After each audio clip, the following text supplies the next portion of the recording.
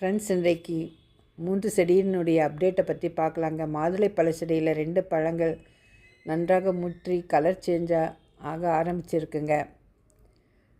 நல்லா பழுத்தவுடன் காமிக்கிறேங்க. தக்காளி பழ செடியில் ஒரு 12 காய்கள் வந்திருக்குங்க.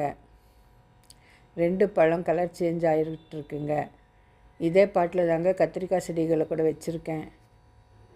அந்த செடிகையும் இந்த செடியும் ஒட்டாதாங்க வந்தது. இது ஆக்சுவலாக தானாகவே முளைச்ச செடி. பாருங்கள், கத்திரிக்காய் செடி இவ்வளோ தாங்க வந்திருக்கு. தக்காளி செடி ரொம்ப பெருசாக வளர்ந்து அதில் இவ்வளோ காய்கள் வந்திருக்குங்க. கத்திரிக்காய் செடியிலையும் பாருங்கள் 2 காய் வந்திருக்கு. ஆனாலும் நல்லா ஹெல்த்தியாக இருக்குங்க. நிறைய பூக்கள் வர ஆரம்பிச்சிருக்கு. வீடியோவை லைக் பண்ணுங்கள், ஷேர் பண்ணுங்கள், சப்ஸ்கிரைப் பண்ணுங்கள். Enjoy gardening.